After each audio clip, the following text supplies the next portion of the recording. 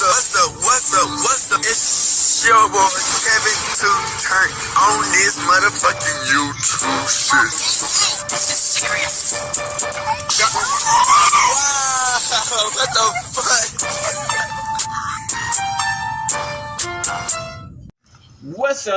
fuck? What's up? It's your boy Kevin to turn on YouTube shit. Hey man, say man, we are lit, eh? Let that teeth, man, turn to motherfucker, eh? Your hood outside, big crip in it. Get your hood outside shit, man. Free Palestine, free Congo, Russia, do your thing, and Texas, stand the fuck up. Each day is a new day to be a better version of yourself. Never let somebody bring you down, always fight back. Never let somebody tell you who you are, but also never put yourself in a position of belong. Let's stay humble. Let's get on the revolution, on this movement. Keep Yahweh first. Coming to you as a black Hebrew Israelite, as a real Jew. We out here, alright? Today, to motherfucker, day, your hood outside, big crip in it. Get your hood outside shit. Alright, gang, turn up. Hey man, say man, we know this is like mind-boggling. Crip, nigga. You only see shit like this out of every once in a blue moon. You know what I'm saying? Future and his side pieces and his hoes. Bacc Robbins are them hoes. You know what I'm saying? They are acting up. You know what I'm saying? I think so one of his hoes, man, done got with Trippie Redd, and he had to take back one of the APs. And they got to take back the AP on a nigga. You know what I'm saying? He had to take back the AP. So he the female and Future got to the situation. You know, he got to that other situation with that other girl. This is a whole different girl, I think. So hey, we trying to see what's going on. Also, we got to see the method and the genius behind Future and coming up with this big brand, his rapping career and how he came up, man. It's gonna bring us into a little bit of why he be stepping on these bitches next. You dig what I'm saying? Hey man, say man, you know we out here on the streets. You know what I'm saying? We won't stop. Hey, hope y'all enjoy your videos. Keep on supporting your boy. Hey, the grind don't stop. You know we gonna be the greatest ever to do it. Crips, we out here. Hood and outside, big crip. Gang. Oh.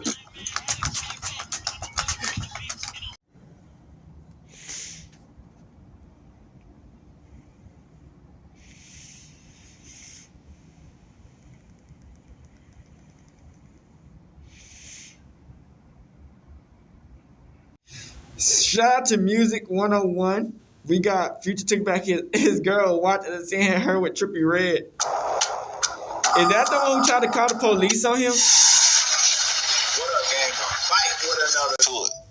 Future told us a while back, you identify his girls by their watch. If they don't have an AP, they not his. They for the streets. You identify my APs. She ain't got an AP, she is not mine. You cool? She belongs to the streets. Well, look like Future repoed a Chicc watch after he seen a picture of her and Trippie Redd together. Shortly after, she posted text messages between her and Future. Future sent her the picture of her and Trippie Redd and said, shaking my head, I hope you got that tattoo removed. Embarrassing. You really a good girl. She responded and said, laughing out loud, you're such a narcissist. You took back my watch. There's nothing really to speak on. Damn. Future responded and said, that's your wiggle now? She commented and said, we talk. Future said, you come to Miami and don't let me know? Huh? She responded and said, you have Cabrina, Brianna, Jessica, etc. I don't want to be a part of that. Future responded and said, you stupid to think that's not the case with any of these wiggers. Future might have a point. Trippie Redd track record haven't been too faithful herself, but she like what she like. She actually getting backlash for sneaking this in Trippie Redd BM, Coley Ray. She posted a picture of her and Trippie Redd and said, can't act the girl, but you know what's up, Maddie. Then the second slide says, you mine, she not. The F, the comments is going crazy. Somebody said, just thirsty. Somebody else said, it's now you only ain't loyal gonna never see your baby amount of dude. time. Somebody else said, now you thinking you're the prize. Somebody else said, yeah, this isn't a flex. Justice for Coley Ray. Somebody else said, guys, Coy's real name isn't Maddie. That's coy. Damn.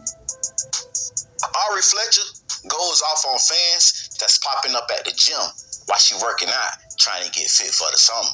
Hey, look, I understand. You got a lash line, you got a nail tech line, or whatever Why the don't case you may get a be. private And you gym? get one chance in a lifetime to pull up on your favorite celebrity and pitch them your ideal or tell them what your business about to try to get a little clientele. I get it, but it's a time and place for everything. Y'all got to think about them people's security. Y'all got to think about, when I say security, I'm not talking about actual security. I'm talking about them feeling safe when they go into the gym and in these public places, man. I understand. Why they don't get private training? But y'all have to get them privacy, man. Because look, you pulling up on them and making them feel uncomfortable, they not gonna up with you. Straight up.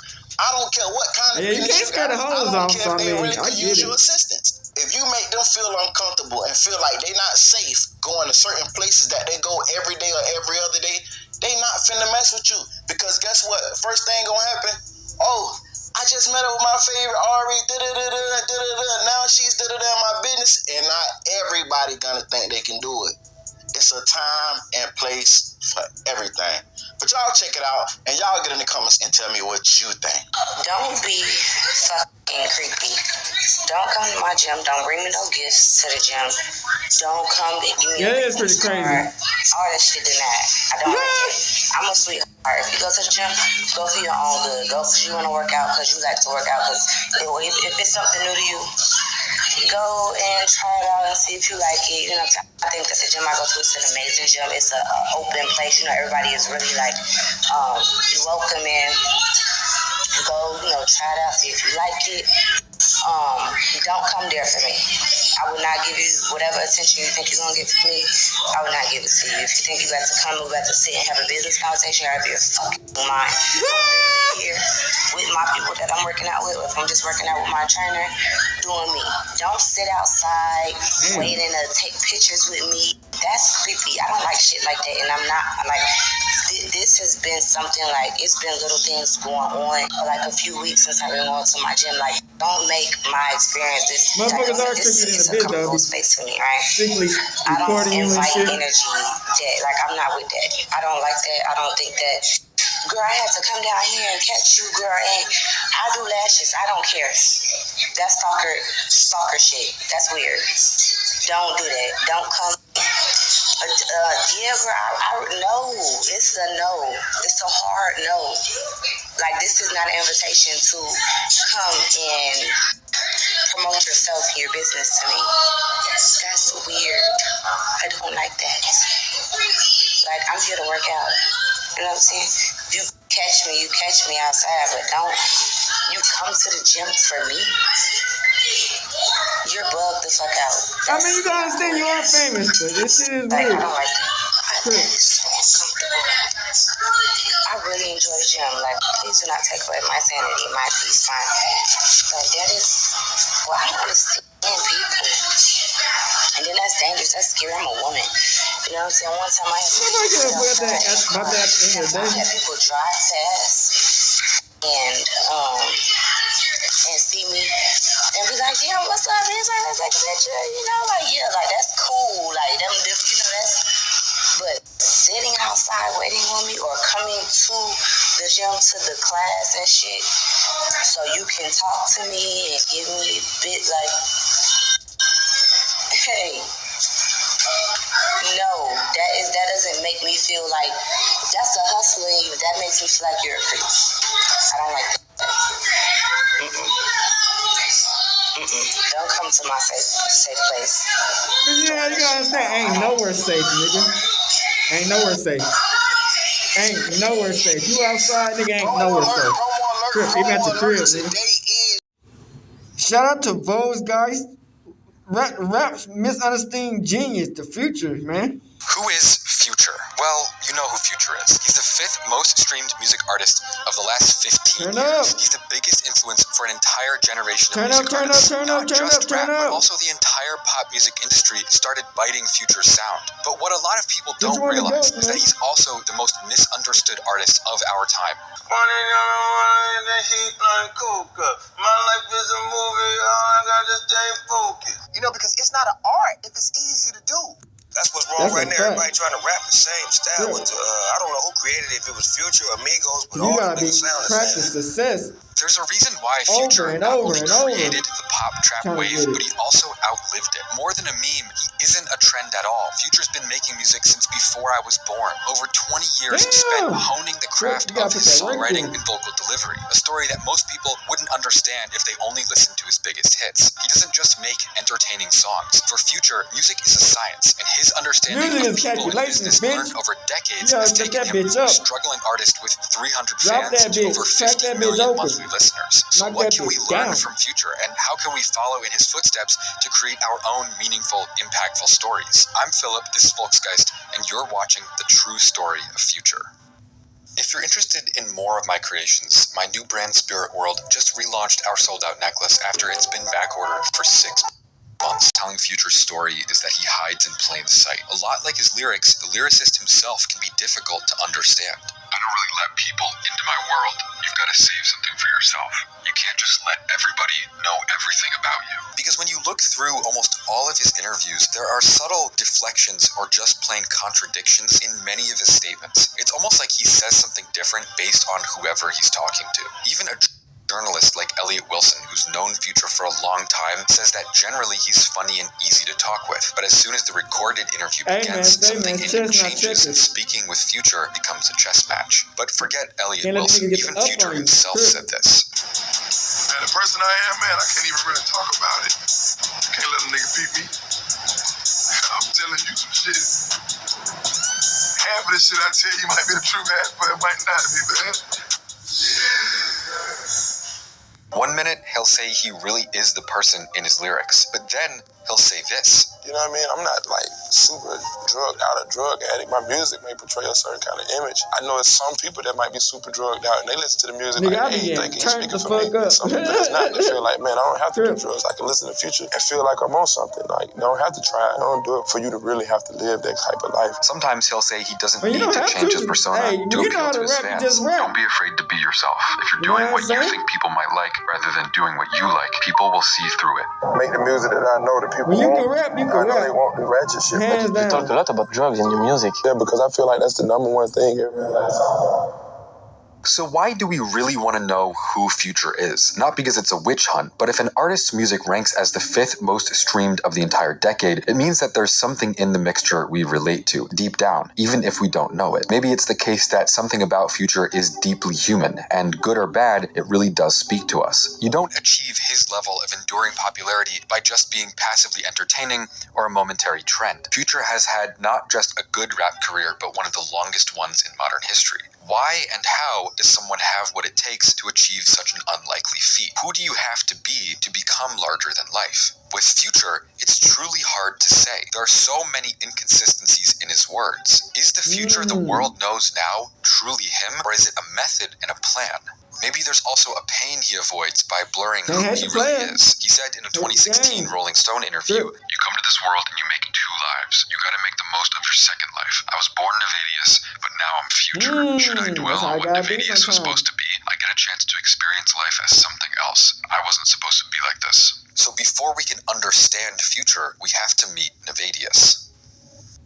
If I didn't meet Future when I met him, he most definitely wouldn't have been Future. I don't think the music stuff would have ever happened for him. You just heard a quote from Rico Wade, Future's older cousin. But more than just being Future's cousin, he was also part of the production trio Organized Noise that discovered Outkast and produced their debut album. He also started the Dungeon Family Collective, whose members, apart from just Outkast, included Goody Mob, Killer Mike, and a ton of other legendary Atlanta artists. Rico Wade is so influential on his own that some people have called Future an industry plant just for being related to him. Future describes Rico as a father figure, and he agrees that he wouldn't have ever even made music seriously, let alone succeeded, without Rico's influence. Rico is like my cousin, but he took me in. He more played like a father figure role. he was just always there. Sometimes you gotta know people to know people. But just being related to Rico Wade doesn't make Future a nepo baby like some people seem to think. The real story is, like all real stories, just a bit more complicated than that. Future was born Nevadius Damon Wilburn in the winter of 1983. Wilburn being his mother's last name because his father wasn't even around to sign his birth certificate. Looking back at an interview from 2016, we know that Nevadius' first ever dream job as a kid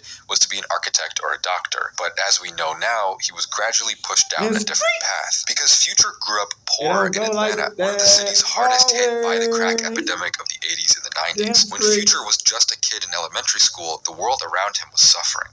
His mother, who worked full-time as a 911 operator, was opposed to drugs. She even went on to cut ties with him later in life after finding out that he was selling drugs on the street. But despite his mother trying her best, almost everyone else around Nevadius was involved in crime and drugs. I had multiple aunties and uncles that were on drugs. When you grow up in something, you don't even know if it's bad or good. You just know that's how it is. When you realize that's the kind of life you're born into, a career like being an architect or a doctor can seem impossibly far away. And before long, Future was swept up into a powerful tide and started dealing drugs to make money. In a place like inner city Atlanta, there's often no other way. During this time in Nevadius' life, he was often driven to school by a junkie named Fred whenever his family couldn't, and while he was at school, his grandmother would handle drug transactions with his customers at her house. He was later shot in the hand at the age of 16 and dropped out of high school without finishing the 12th grade. At the age of 17, around the year 1999 or 2000, Nevadius managed to meet his famous producer cousin Rico Wade for the first time. But Rico sent him away thinking he was just a hustler or a scammer from Kirkwood pretending to be his cousin for clout. But months later, they met again at the funeral of a shared uncle, and Rico Wade realized that they were actually cousins. I needed him to be right beside me because I want to know who is my Uncle Boo. See, that's my granddaddy. Who is my Uncle Willie? I want to know all about my family. They all got locked up when we were young. So that's my dad, and the more I know about him, the more I'm going to know about me. The trade-off was he was a star. He was already rapping before I met him. But now he got a chance to see this real. He can't take all the credit. I know that nigga was doing something before he already met him. Everything I know.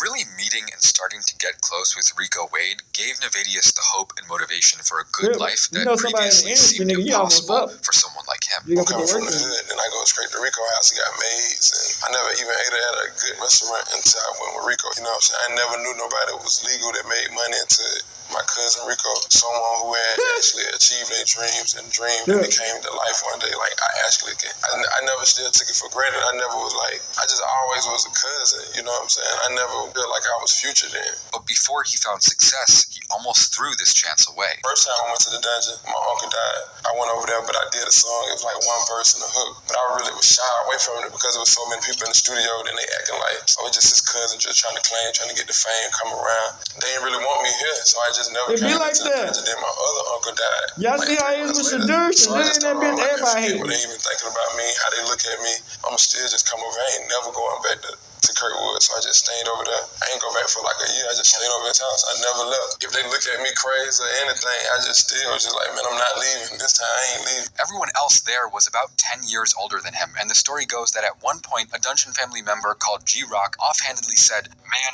you're the future." And at that moment, a casual joke about his age gave birth to a future musical superstar who would far outgrow the success of everyone in the room. Generally, a lot of people assume trap rappers might not be serious artists or businessmen just because of their loud, flashy personas. Hey, sweaty. But I'm always reminded of the time 19-year-old young thug gave insightful marketing commentary on a Reddit thread like 10 years ago. Within 30 seconds of you rapping, how often do you mention bitches, clubs, expensive cars, and booze? Nothing in the first 30 seconds. Everyone knows you want to wait until the 45-second mark, dick. And I've never mentioned an expensive car in anything for what it's worth. I make a product for a certain audience, and I'm good at it. Supply and demand, simple economics. I don't do this because I love the attention. I do this because I have a certain skill set that allows me to get paid without the threat of doing federal time. And similarly, today, there's a perception of Future being a larger-than-life cartoon character who doesn't have a deeper story or technique behind the music he makes, but that couldn't be further from reality. It took Future a lot of practice and knowledge to get where he is now. This is what he said in a 2014 interview. Only the OGs, they know that. The young kids, they don't really understand. They just hear what they want to hear. But it's all good. I know the people that understand music, they know where it's coming from. Nigga. At that time, he was turning 31, and his second studio album had just dropped. But since the age of 18, Future has been working on the craft of songwriting and even production nonstop, learning not only from his cousin Rico Wade, but also everyone else who came through to work in Rico's studio. From a young age, he got to watch legendary artists at work. People like Andre 3000, Goody Mob, Killer Mike, even Trey Songz, Snoop Dogg, Ludacris, T.I. At this stage, obviously, he was just a fly on the wall, pretty young, not too confident, didn't even try to network or say too much, but he was learning the whole time. The Dungeon family artistic ethos was to give people what they wanted, but to still be as creative and different as possible. Every Dungeon member had a different style. That's a fact. That maybe is what helped everybody have different styles. Because if you came around, you wouldn't get no features. Like you wouldn't be able to. You gotta do what you gotta do, gang. Right. And Future took notes. You can hear it in his influences. Yes, he's always been a rapper, but he's taken more than a little inspiration from other music styles as well. Artists like Barry White, Anita Baker, Marvin Gaye, Curtis Mayfield. Even as a kid, Future has talked about being enamored by hearing his grandmother sing Amazing Grace at the house. I know the essence of this shit. I studied melody, songs like Amazing Grace, and the pain of it, he says before humming the chorus. It just feels like pain. It feels like struggle. I recognize pain through melody, and it naturally comes out of me at times. Some of you might not even believe me when I say that Future's favorite song of all time is I Will Always Love You by Whitney Houston. Very so.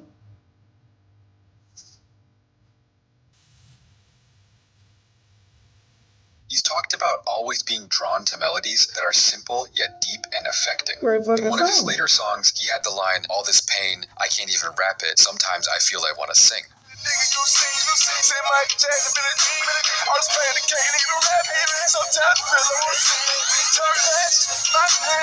Learning this about Future's backstory completely changed the way I see his techniques as a rapper. Knowing that his signature melodic rap style wasn't born as a calculated business move to be trendy or to innovate music, it becomes a pretty powerful story. His style began as the human impulse to sing comforting melodies to himself through his struggles ever since he was a kid. Alone, it makes Future make a lot more sense. But as we know, it took Future a long time to merge these ideas effectively with his own voice and find the confidence to become a star. His first ever song was from 2003 called Belly of the Beast. Yes, 2003.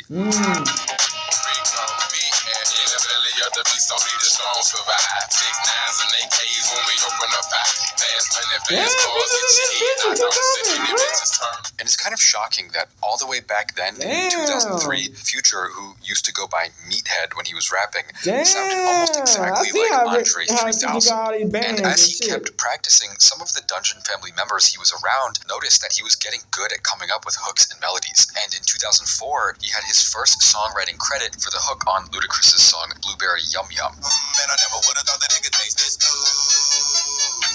Thank God for the metal, put it in my hood.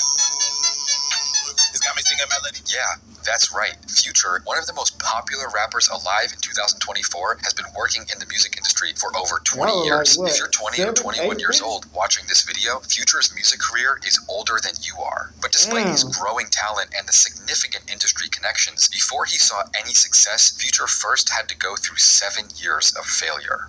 Starting at the age of 20, Future's music career went through 7 years of failure. No matter what he tried, he was stuck. Obviously, he made a lot of songs, but none of them ended up being released. Some songs were lost to his cousin's work for bigger artists since Rico needed the money and Future needed Rico to keep growing and learning. So I'm working on something. You might have an idea. I said, we're going to use that for Luda. He said, cool. Nah. And you're taking my song. Oh, cool. To be a great leader, you got to be a great father. Yeah, but other songs, and I mean potentially life-changing songs, were lost to just bad luck. You can't leave without having to follow. Now, old Andre 3000 record. Then when he came out of the studio to do the song with you. That verse he never put it out. But that was the hardest verse in the world. He said it to 3,000 face. He said, my cousin was so, this is him talking about me. I was so excited when 3,000 put that verse down. Like he was going to change my life. I'm going to get dibs and we put this song out.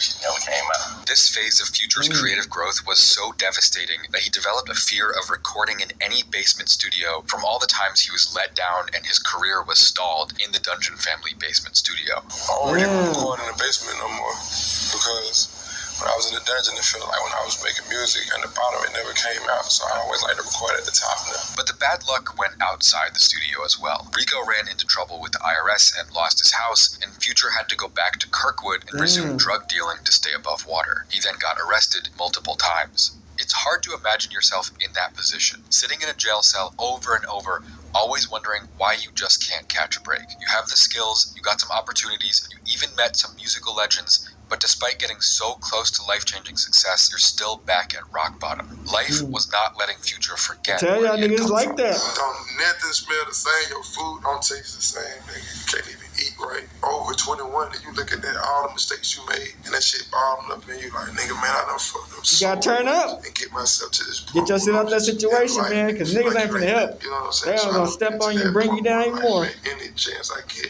man, I can't never see that person because I know I ain't built for that. I'm built for greatness, you know what I'm saying? That shit'll tear you down. At a certain point, Future's niggas. present became too painful to bear, and the future seemed like the only place where his hopes for a good life were possible. But then, 2010 came. Nvidius/Future, whoever he was at the time, was going to turn 27 years old, but he had 0 music releases and 0 fans. Age 27 was when Jimi Hendrix died a legend and was remembered for eternity. Future was still a nobody. His legend didn't even exist yet. But for some reason, 2010 was the year something changed. He ended up recording every single day. No matter if he didn't make anything, no matter if he didn't complete a song, he spent every single day in the studio. And he never stopped until his dreams came true. I've been going to the studio like every day straight for like 10 years. Even if I have a show, I still do some music. So that's what I tell y'all niggas, Sundays, it's not no overnight success, nigga. It's hard for me to get away from. You gotta put that work The calmest in. place I can be is a studio. And I stay in there because I know when I come back out, it's back to reality.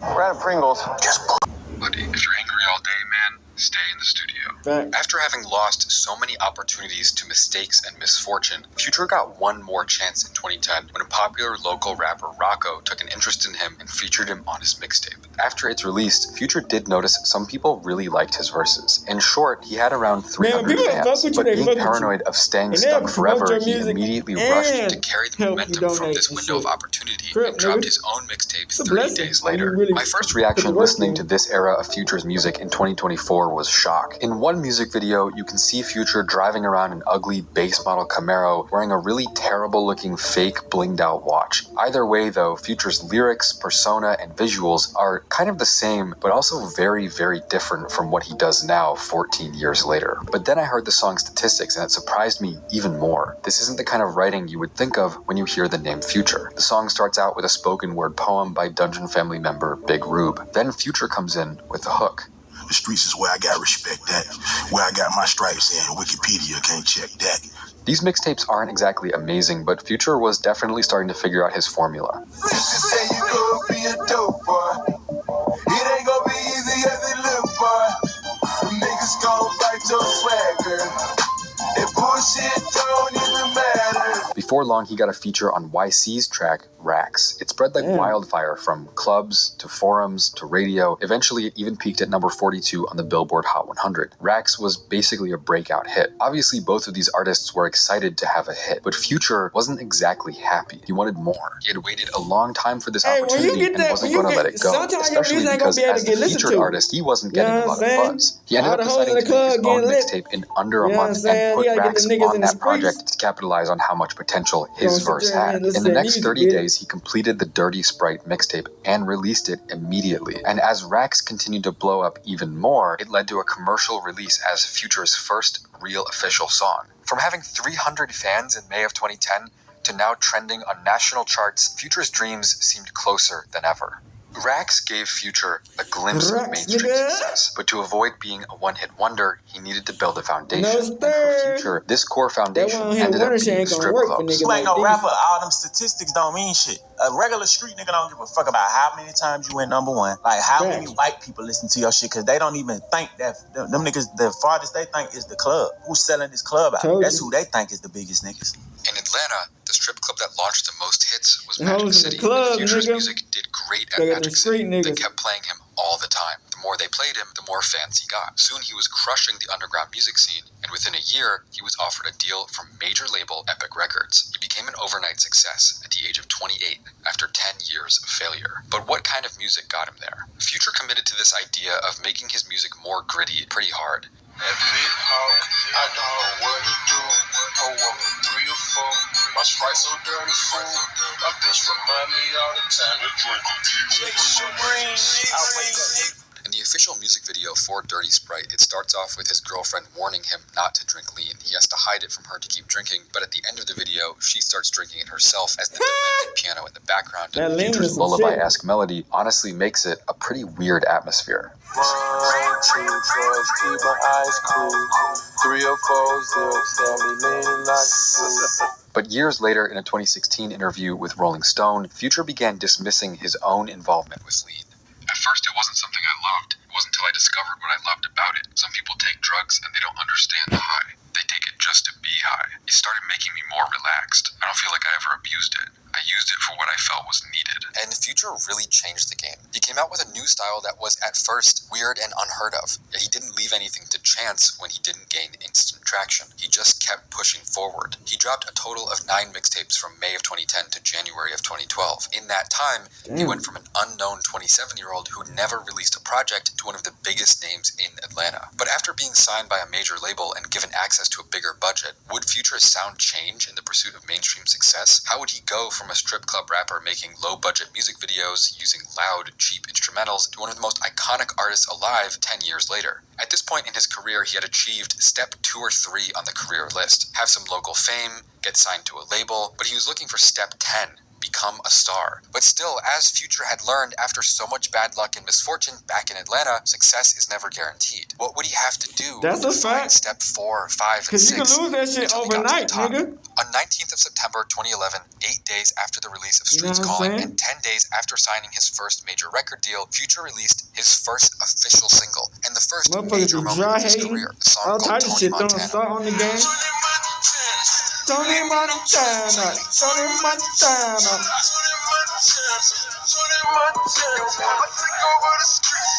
Sometimes being called the first ever mumble rap song, he later said that he was so high in the recording booth he couldn't even open his mouth. And when he heard it again the next day, he didn't even know what he was saying. But it ended up being a hit anyway. And the label needed a remix to boost Future. Lil Wayne offered to get on the song, but Future didn't want to get overshadowed on his first release by someone so big. Instead, he went with a fellow rising rapper, a 25-year-old actor from Canada who was quickly breaking into the rap game. But looking back, they're a lot like 2 sides of the same coin, going through an interlinked journey, riding the wave of hip-hop's rise to become the new pop. But like anyone who was destined to change the game, Future was also already facing mockery from critics, especially for the unintelligible lyrics on Tony Montana, to the extent that he constantly had to explain his artistic and strategic choices in every single interview he did. Right now, you know, it's a time where you gotta dumb your lyrics down, and because people ain't that patient and they got a short attention span.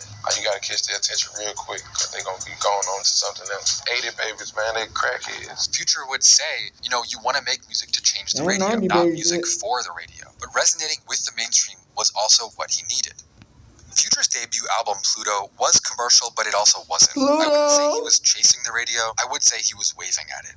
And it worked. This project had his first 3 hits, Tony Montana, Magic, Same Damn Time. AC on the flight, Miller 100 overnight.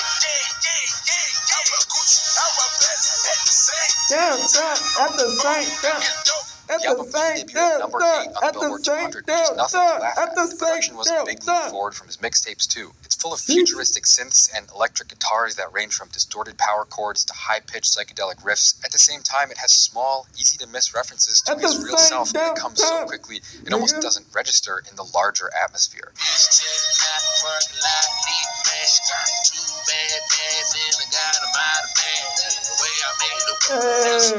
I just know your type.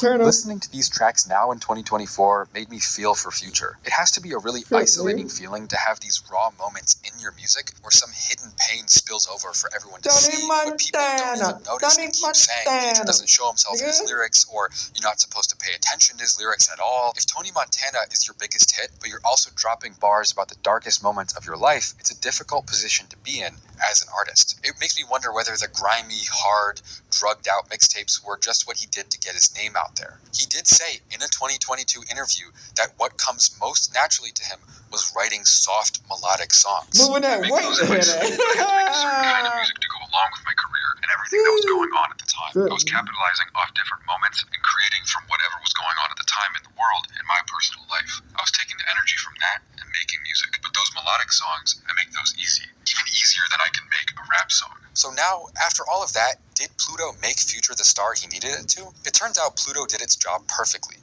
From getting your first major songwriting credit on a Ludacris song to having him as a feature on your own track, 10 years later, Future's buzz was electric. It even traveled into mainstream pop when he got featured on a Miley Cyrus song. As a songwriter, too, he was pretty sought after. He wrote and featured on Rihanna's 2012 song, Love Song, and he also wrote Body Party for Ciara in 2013, which was her biggest commercial success since 2004. And apparently, he even originally wrote an early version of Beyonce's huge hit Drunken Love. Back then, he wasn't credited, but the Genius page for the song does list him as a writer.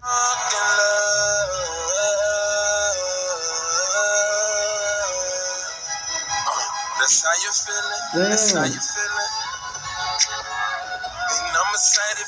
So in 2013, all the fiends are running to get Future's crack. They don't want T-Pain's crack no more. T-Pain's crack got too much cut on it. And that's just all it boils down to. Future took over T-Pain's track. One of the most common descriptions of Future's work at the time was most rappers talk about drugs, but Future's music makes you feel like you're on them. And as early as late 2013, people were talking about noticing his style popping up in other new artists as well. A reporter asked, "Some of your signature techniques now pop up all over rap and pop radio. Are you happy to see the ways you've mutated rap become the mainstream? How do you respond to copycats?" And then in 2014, journalists from Rolling Stone were less subtle. "Following Future's example, hip-hop radio has turned into a cyborg parade. You can hear his influence on young MCs like Rich Homie Quan, Ty Dolla $ign, Kid Ink, and Young Thug. Fetty Wap seems to have gotten his entire style from Future's 2012 song, Turn On The Lights." But despite all of the success, it was still almost like no one respected his methods. People at Pitchfork were even saying that Future would probably fade away just as quickly as he came up. "Future may soon flame out, but his current status as rap royalty is one of the best things in recent memory to happen to a genre that has almost wholly succumbed to sucking the singularity out of its pop stars." Damn! So did Future jump into mainstream and secure a career for good, or was his style a brief trend? It's a difficult position for an artist to be in after trying so hard and for so long to break. Yeah, I know, like early damn, you get to you try to make it to spot. Everybody know about you, but nobody want to put you on. They just want to take was you. trash. Future kept saying he never chases the radio, but Honest was at the very least jogging towards it. And that's not the fatal flaw, though. What's worse is that it sounded confused and bland. It almost felt like someone forced Future to make this record. Even Ben's Friends with Andre 3000 was forgettable, and it feels like Future basically wasted a super rare feature. I told that bitch I don't give a fuck about a band, bitch. I told that bitch I don't give a fuck about a band, bitch. I told that bitch I don't give a fuck about a band, bitch. And I don't want no bitch who need that. Listen to the song Blood, Sweat, and Tears, for example. At best, this song sounds like Hey Soul Sister mashed up with Imagine Dragons. What is this supposed to be? A song for high school graduations, music for weight loss reels. You can hear Future's love of singing and melodies, but it's still just not quite there. Years later, Future admitted that this album wasn't true to him. He said, "On Honest, I wasn't being honest." But somehow things got worse. Just 3 months after the birth of his son with his fiancée, Ciara, Future's public celebrity relationship came to an abrupt end after she caught him cheating. She went on to say that she couldn't grow anymore while being with him, and the backlash hit him hard. Online hate, mockery, people telling Future that he was washed up, a C-list rapper, his career over. "I was scared as shit. I was one step away from being married, and I feel like I failed publicly in relationships." Yeah, that shit wild, man. You know, you just about to make that If the statement. people didn't accept you again, Everything just the one fucks thing you up feel in like your you can face, pull nigga. back Like, on what the walks fuck? away from you. You start to feel And like that it's shit is over. fuck. That's right. And when it The actually Future we is know over, like, today, damn. the human embodiment of misogyny, was about to get married back in 2014. He cold. She belongs to the streets. especially with Ciara going on to say things later about how her new man that she married just a year later made her feel like this. He's an amazing father. Like, watching him with all of our kids is like, it is one of the sweetest things. It's one of the sexiest things, to be honest with you. But what hurt Future the most was realizing that people cared more about celebrity gossip than his music. I had got to a point in my life where my relationship was bigger than my music. And it really just like killed me. I was like, man, they don't even care about my music no more. They care about if I'm on a red carpet, the next dinner date. That's not who I am. It's just, I've been creative. I've been setting trends. I've been setting music. So I was just like, man, wanted to get back into that lane. And was just like, man, I'm not doing no interviews so I can explain it. I want people to think whatever they want to think about me. And then I want to make music. And then I want my fans to be able to connect with me. He ended up disappearing from the public eye. He moved overseas to be alone, avoiding interviews, yo, bitch, on some bullshit. And then she get back to a nigga the next year. And more recording. Damn. The humiliation and rejection that he felt, the real possibility of losing everything, Future took all of that and he made music with a darkness that no one expected, maybe not even him. Now, almost a year later, this is how his new mixtape starts.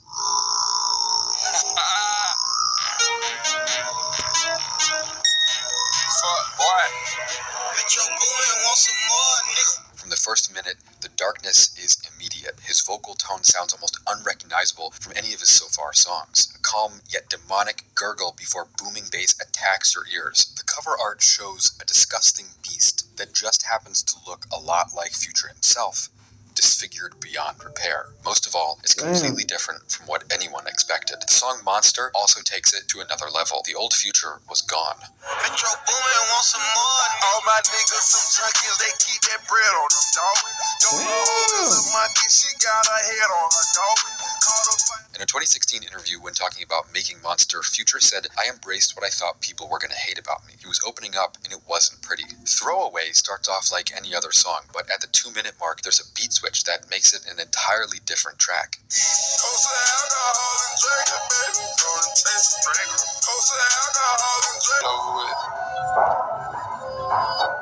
Gone for that nigga, get it over. Yeah, I heard this up. Gone for that nigga, get it over with.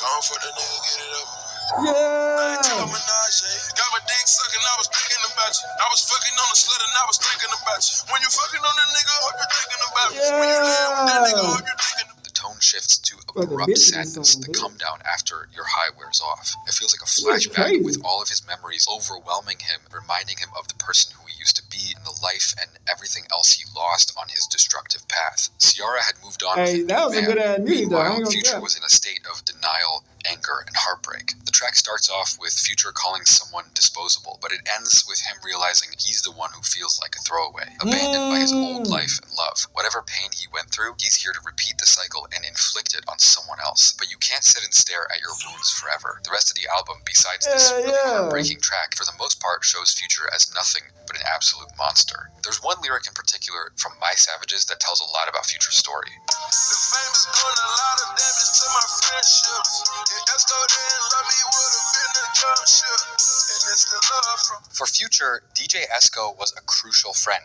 He was actually one of the top DJs at Magic City a few years earlier when Future was first making his own name, before he ever had any mainstream success. He also became really important musically for Future's albums. Thanks to the guidance and motivation from people like Esco, after Monster, Future was back on track to become a star. Keep in mind, I don't really have that big of a face out there. I was purposely being behind the scenes because Future's in front of the scenes, and I didn't want to be up there like I'm trying to get. You hadn't done the dance on the video, so I was trying to be like I'm in-house. I'm in-house producer. I'm get the bags. I'm DJ on the road. I'm DJ at Magic City still, like. But I wasn't being on videos. I always be like, nah, I'm cool. I'll be right in the back behind you, behind the camera, on the side of the camera. But there was a problem. 22 days after the release of Monster, while Future and his team were traveling around for a small tour, DJ Esco was arrested for marijuana possession in the United Arab Emirates. Mind you, a strict religious monarchy without laws for due process you would expect in the US. He ended up locked up in jail with no expected release date, with the hard drive with every single song Future had recorded in the past 2 years in the possession of the police. They don't give you no water, no food for like the first couple days. You never know how long you going. The justice system doesn't work like you get to count down your days, because that would ease your mind. How you let that shit If they would have told me happen? you're gonna be in jail 56 nights, then I could put my brain into a mode of and count See the down. light at the end of the tunnel. They don't tell you when you getting out, so every day is another wonder of when you're gonna get out. It's people that was in there for 3-4 years and they still ain't got a court date. Future couldn't get in touch with Esco. He didn't know what was going to happen to one of his closest friends, but on top of that, he was concerned about losing the momentum generated by Monster's release, since all of his music was locked up in a foreign country. Beast Mode, along with Monster, offered Future fans 2 new sounds they had never heard before. It was another hit mixtape just 2 months after his last one. 2 days after Beast Mode was released, DJ Esco got out of jail after spending 56 days in a cell. Esco insisted that the next mixtape include one particular song from the confiscated hard drive. He had been listening to this song on the flight to Abu Dhabi, and it was also what he hummed to himself throughout his time in jail. The mixtape was finally ready. It was named 56 Nights. The song Esco mentioned was March Madness.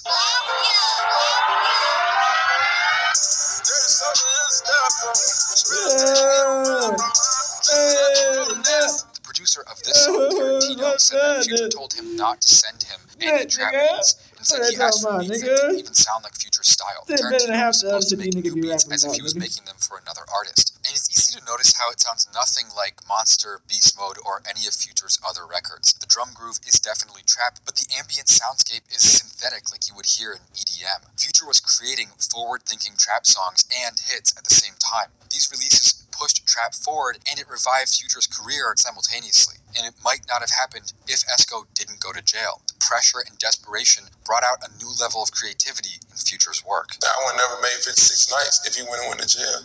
I would never made Beast Mode if he went to jail. Dirty Sprite 2 would never been an album. Like, his sacrifice just is like a big sacrifice for me. To go to the next level was Esco getting locked up. Future was finally ready for his 3rd album, the record that would not only become his best project, but also be considered one of the most important albums in modern rap history. It was time for Future's grand entrance to the mainstream, as the wave of mainstream pop trap was beginning to rise with artists like Metro Boomin, The Migos, and Young Thug. He wasn't going to get left behind, but he still needed a masterpiece to make it happen. Dirty Sprite 2 was the perfection of his sound, and it came at the perfect moment. The first song, Thought It Was a Drought, starts off with an intoxicating, menacing instrumental. You can hear him shaking the cup of lean just like you could on Dirty Sprite back in 2011.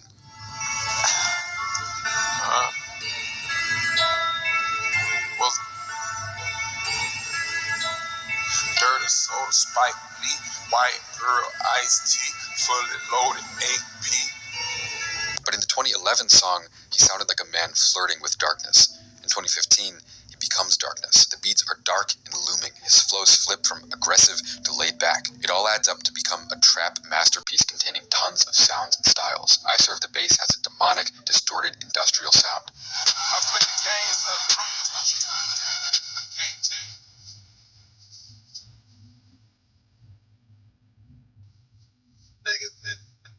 Looking through the track list, you can really see how influential Future became by releasing this album. Groupies blends distorted bass and heavy drums with pianos and even sirens, while Future raps with the vocal tone of a literal monster, showcasing a technically skilled, fast flow. He talks about sleeping with groupies, but it isn't sexy. The music sounds like a man losing his humanity.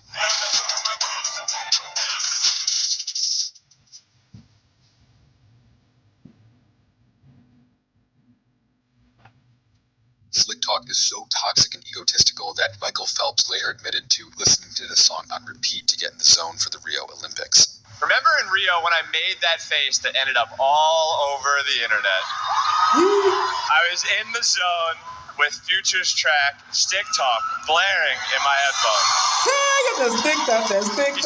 In the album, there are much mellower, more introspective, deeply personal lyrics. Blood on the Money has an ethereal Japanese folk-sounding melody with the feeling of someone having remorse and flashbacks from getting tired of all the destruction they've caused. The lyrics see Future flexing vaguely, but also talking about his misdeeds like he's shaming himself. There's a sense of hopelessness, like he knows he can never change and go back, and how being betrayed in love destroyed him. The final song, Know the Meaning, is also the most emotional and maybe the most personal Future song ever. Country, I need this. 56 Nights, gotta know the real meaning. Dropped Monster tape and had to go to Europe. Think I ever did was fall out of love. Skull came to me, said it, think you washed up. You need to go back in, show these niggas who the one. We're going back in. I'm at the point, these hoes just be mad because they don't want the nigga money on, nigga. He doesn't even try to be subtle. Right. He just starts talking in the middle of the track about the exact troubles he faced on his path to securing a good life through music. He starts off by talking about some of his family members, a lot of whom are dead. Then he mentions some glimpses of his childhood, then the troubles he faced while DJ Esco was in prison, and Future lost his friend as well as all of his music. The song puts you in his shoes, looking back at everything he had to do and endure to finally get to a good place in his life. His career was cemented, he's got enough money to not fear going back to poverty, but at what cost? His humanity had been traded for survival. A lot of the time, that's the true cost of manifesting your goals, losing everything to get the one thing you always wanted. Are you even capable of enjoying this good life after losing so much to gain it? Maybe it seems like peace just didn't suit Future anymore. Maybe life for him had become a perpetual battle. If all that you know is overcoming obstacles, you won't know what to do once you're done. With DS2, Future officially became a legend. An entire generation of artists started borrowing his production styles, his auto-tune rapping, what they said in their raps, their ad-libs, their subject matter, and even the way they behaved in public. The craziest thing is, it's only gotten bigger since then, because Future kind of quietly became a superstar. Ever since DS2 9 years ago, he's been releasing albums and mixtapes almost constantly, without ever dipping in popularity. With 9 albums, 24 mixtapes, and over 100 singles, I'm not gonna cover his entire discography. It's not possible. But in the last 8 years or so, what a time to be alive with Drake, Love Backwards, Future, Hendrix, Beast Mode 2, High Off Life, I Never Liked You, The Wizard, and now We Don't Trust You with Metro Boomin. These have all been massive releases. Future just keeps getting bigger. For a long time, he held the record for the most ever Billboard Hot 100 entries. Over 100. They say you an asshole, you a dick, or you this and that, or you this. But at the end of the day, That's not even to mention the ridiculous number of hits from Tony Montana back in 2011 to Jumpman, Mask Off, Life is Good, Wait for You, his features on Heroes and Villains, and now Like That with Kendrick Lamar being the biggest rap song debut in 4 years. Future's longevity is once in a generation. He's kept growing a lot, even since the late 2010s. A lot of his music in this second half of his career is his best work. Even beyond the hits, he still makes soulful, emotional, atmospheric songs, as well as bangers, and it's been a winning formula. I Never Liked You was one of my favorite albums of 2022. If it's not broke, why fix it? That's why I tell niggas all the damn time. Still sounds fresh to me to this day. If it's not broke, why fix it? Why fuck up a good situation? One of the most influential rappers and alive. fuck up everything when everything's going right, doing right, everything's going up. The rise of artists like Migos, Young Thug, 21 Savage, Gunna, Lil Baby. The way he breathed new life into auto-tune was nothing short of game-changing. But what does it all add up to? Is Future a pop rapper without depth who found a good way to make sales? Or is he a master of his craft who changed the game? Who really is Future? A lot of people don't regard Future as particularly special, but I think that's a big mistake. If I had to sum up Future's artistic ethos as concise as possible, it would be smart, but don't look smart. With most people assuming that he's just an artist who makes simple songs, it seems like more of the case that he portrays a mysterious persona to let people project themselves onto him.